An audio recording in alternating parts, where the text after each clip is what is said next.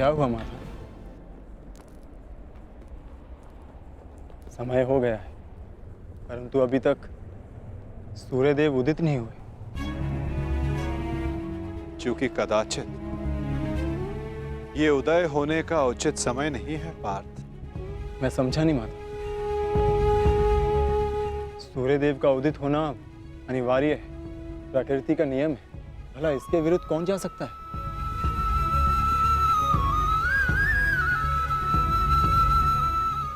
एक पिता अपनी संतान के लिए किसी के भी विरुद्ध जा सकता है पार्थ।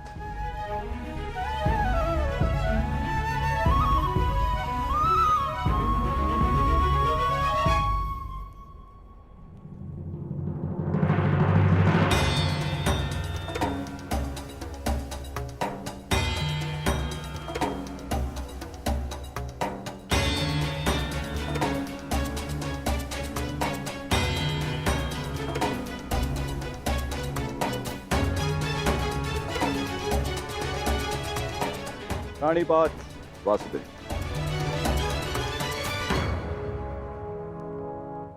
प्राणिपात गांधीवधारी अर्जुन। प्राणिपात, परंतु मैंने आपको पहचाना नहीं ब्राह्मण देव। महान व्यक्ति के पास समय ही कहां होता है किसी और से परिचित होने के लिए, परंतु महान व्यक्ति से समस्त संसार परिचित रहता है। वासुदेव का पराक्रम और अर्जुन के शौर्य से ऐसा कौन है इस संसार में जो परिचित ना हो।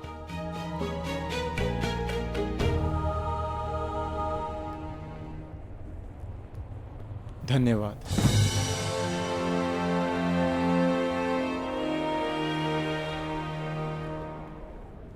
मेरा आशीर्वाद है अर्जुन, इस महाभारत के युद्ध में तुम्हारी विजय निश्चित है। तुम अपने शौर्य से अपने शत्रु पर विजय प्राप्त करो।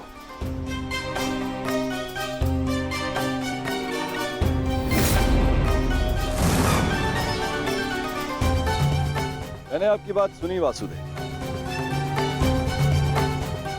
और मैंने उसके मंतव्य को भी समझा, परंतु सूर्यदेव केवल एक पिता ही नहीं, वो इस समस्त संसार को ऊर्जा भी देते हैं। किसी भी स्थिति में उन्हें अपना कार्य पूर्ण करना ही होगा। सूर्य उदय होना अनिवार्य है, यह प्रकृति का नियम है। अवश्य, परंतु इन नियमों के बंधन में सभी आते हैं ब्राह्मण देव। सूर्य देव पर, मुझ पर भी, और आप भी।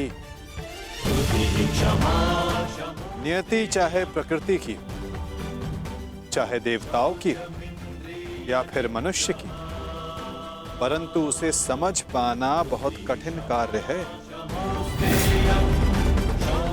आपको स्मरण करवा देता हूं ब्राह्मण देव। मनुष्य को दुर्बल समझना देवताओं के लिए घातक सिद्ध हो सकता है। ऐसा कोई विघ्न नहीं जो एक दृढ़ निश्चयी मनुष्य का मार्ग रोक सके। यदि मनुष्य चाहे तो वो पर्वतों का स्थान भी बदल सकता है। मैं मनुष्य की नियति और निश्चय को कम नहीं आंक रहा वासुदेव, परंतु किसमें कितना बल है ये तो केवल परीक्षा से ही सिद्ध होगा। कभी कभी परीक्षा में परीक्षार्थी नहीं, परीक्षा लेने वाला भी असफल हो जाता है ब्राह्मण देव।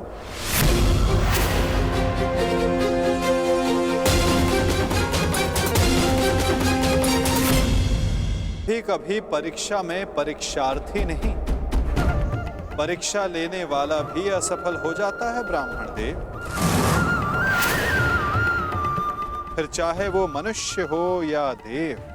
देवताओं का तो धर्म होता है ना वासुदेव, मनुष्य को सदैव नए नए अवसर देना।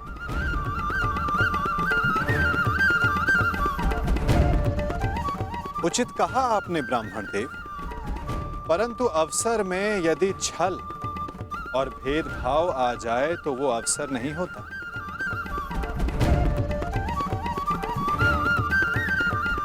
कदाचित आपको स्मरण तो होगा ही, यदि धर्म और कर्म में पक्षपात आ जाए तो धर्म धर्म नहीं होता और ना कर्म कर्म रहता है। एक पिता का धर्म होता है सदैव अपने पुत्र के हित में देखना, और एक पिता के अंधे पुत्र प्रेम के कारण ही ये महाभारत हो रही है ब्राह्मण देव।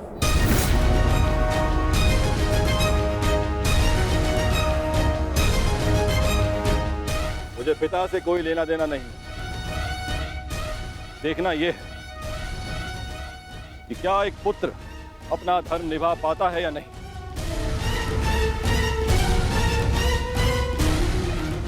क्या एक पुत्र अपने पिता के सम्मान की रक्षा कर पाता है या नहीं।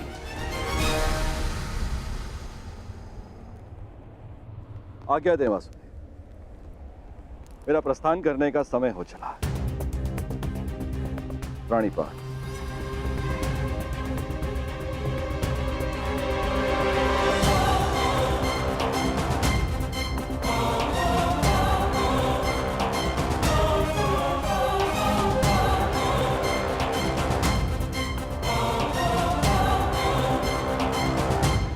विजयी भव वत्स, विजयी भव।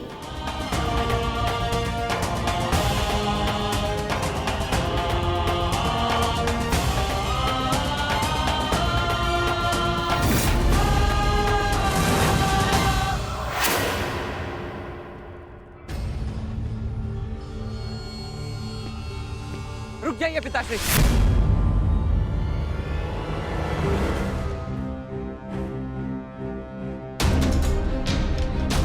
मत जाइए, अपने साथ ऐसा अन्याय मत होने दीजिए। सूर्यदेव ने आपके साथ जो अन्याय किया उसके पश्चात आप ऐसा कैसे कर सकते हैं? मैं ये सब इसलिए कर रहा हूं क्योंकि ये मेरा धर्म है, एक सूत का धर्म। हम सूत सदा देते आए हैं, युद्ध में सारथी बनकर सुरक्षा देते हैं, राज्य को समय पर कर देते हैं। आज एक सूर्य पुत्र के सम्मान का नहीं, एक सूत पुत्र के सम्मान का प्रश्न है। वो सूत पुत्र जिसने दान में मांगी हर वस्तु देने का वचन दिया है, आज मुझसे कोई मेरे कवच और कुंडल क्या प्राण भी मांगेगा तो मैं दे दूंगा।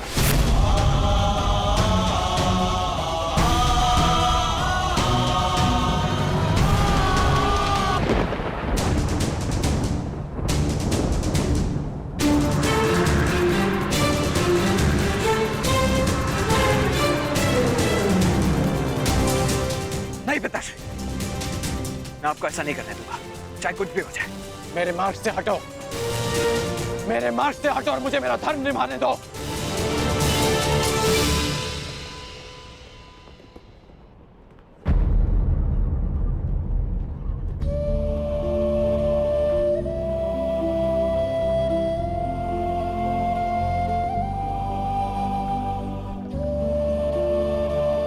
कदाचित स्वयं को सूत पुत्र सिद्ध करने का यही मार्ग है कि मैं सूर्य से मिले इस आशीर्वाद को स्वयं से सदा के लिए दूर कर दूं।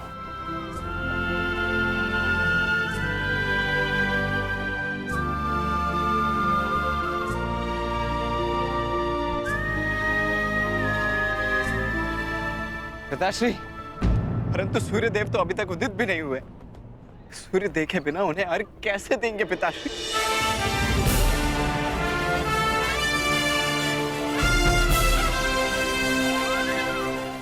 सूर्य उदय होगा और उनका प्रकाश पहले से अधिक तीव्र होगा,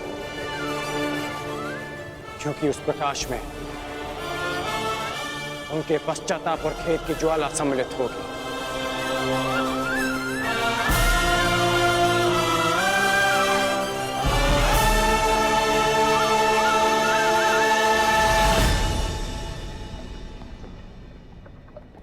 पश्चाताप तो मुझे भी है पिताश्री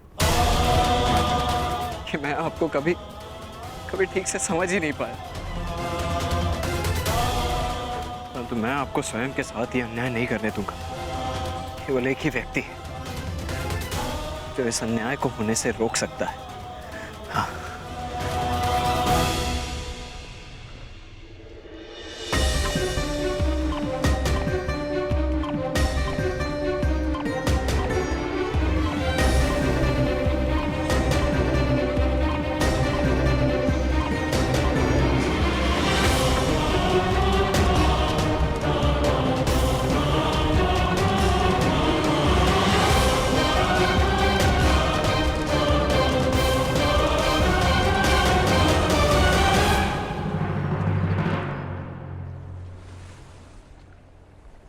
सूर्यदेव,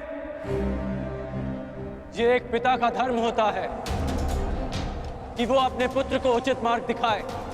क्या अब एक पुत्र अपने पिता को मार्ग दिखाएगा?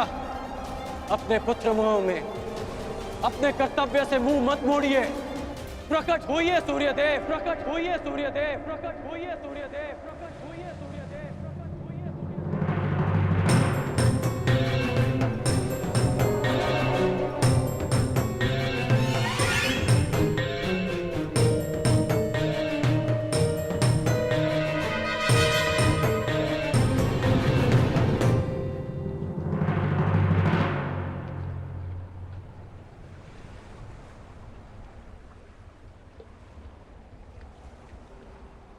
सूर्यदेव ने ना उदय होने का प्रण लिया है कर्ण।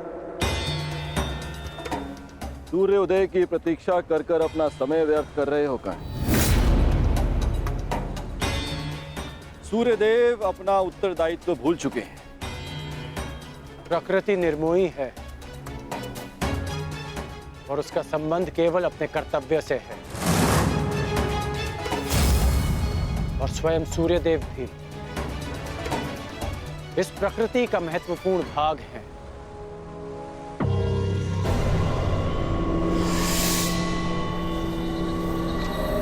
उन्हें आना होगा, और आप जिस उद्देश्य से आए हैं, जिस दान की अपेक्षा से आए हैं, वो दान आपको अवश्य मिलेगा। इंद्रदेव।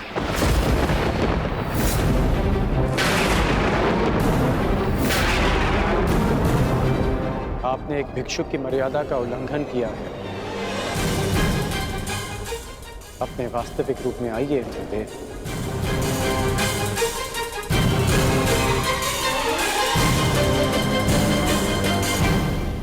इसका अर्थ है कि सूर्यदेव ने तुम्हें पहले ही मेरे मंतव्य से अवगत करा दिया।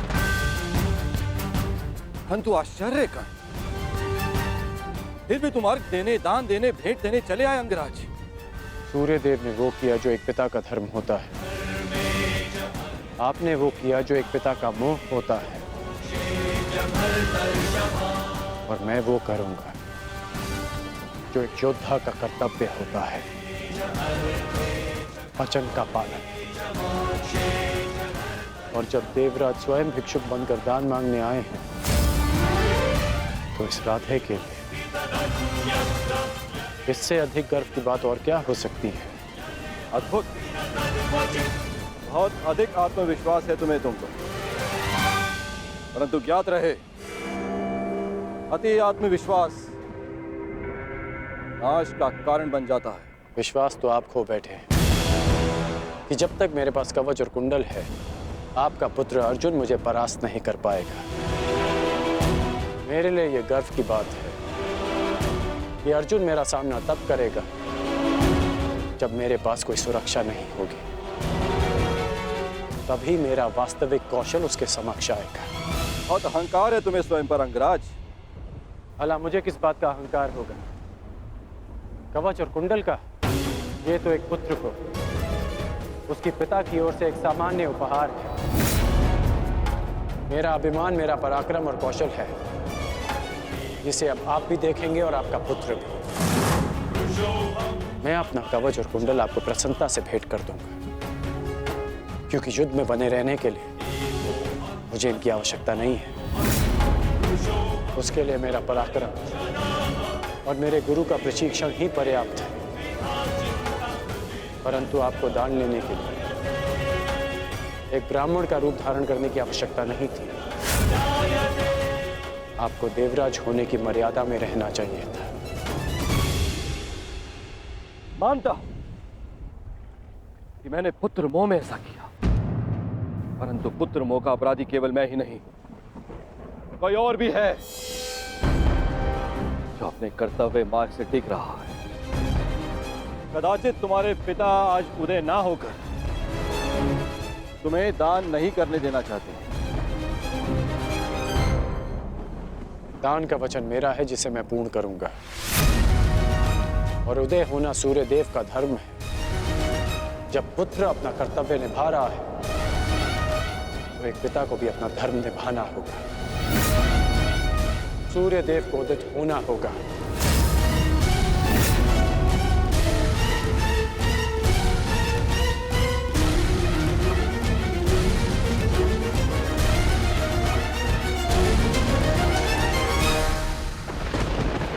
इस संसार को प्रकाश का दान देने का समय आ गया है। पिता वो होता है जो जीवन देता है। आप केवल कर्ण के पिता नहीं, इस जगत के पिता हैं। क्योंकि यह जगत आपके प्रकाश और ऊर्जा से जीवन पाता है। फिर आप ऐसा कैसे कर सकते हैं कि अपने एक पुत्र के हित के लिए अपनी सारी संतानों के प्रति आप अपना उत्तरदायित्व भूल जाएंगे? मैं जानता हूं कि आप केवल मेरी रक्षा करना चाहते हैं, परंतु स्मरण रहे सूर्यदेव कि एक श्रेष्ठ पिता वो नहीं होता जो अपने पुत्र के समक्ष ढाल बनकर खड़ा रहे, बल्कि एक श्रेष्ठ पिता वो होता है कि जो संसार के दिए घावों का सामना करने में अपने पुत्र को सक्षम बना।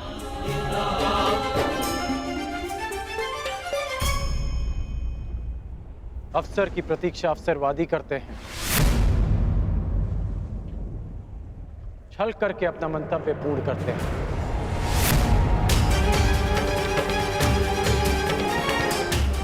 परंतु वीर हर पल को अवसर बना देता है। जिस प्रकार सूर्य को छाया के लिए मेघों की आवश्यकता नहीं, उसी प्रकार इस सूर्य पुत्र को किसी कवच की आवश्यकता नहीं।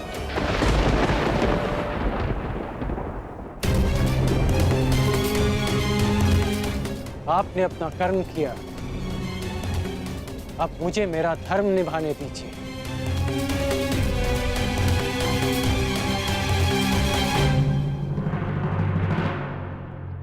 वासुदेव!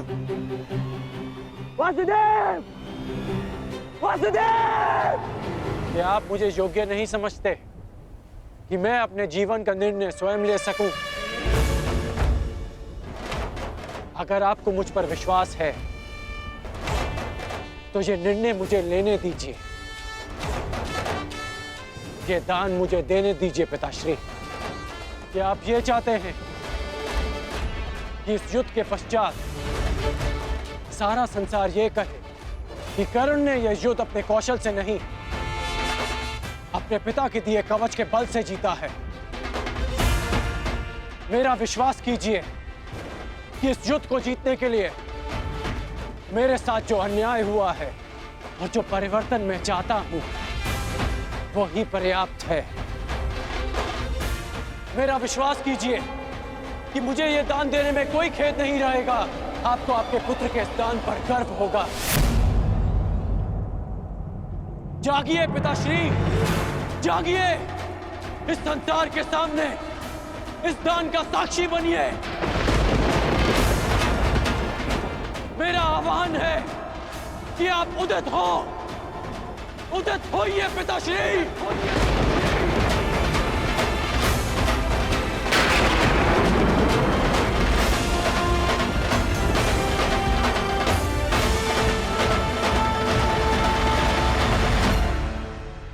मेरा आह्वान है कि आप उदित हो, उदित होइए पिताश्री।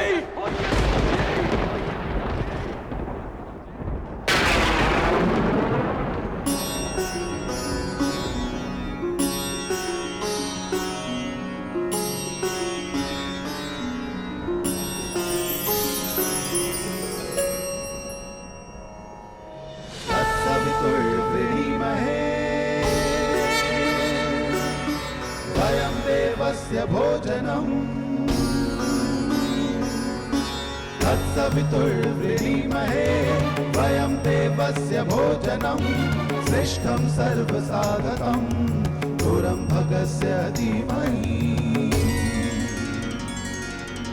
विश्वानि देव सवितर् दुरितानि परशुवा विश्वानि देव सवितर्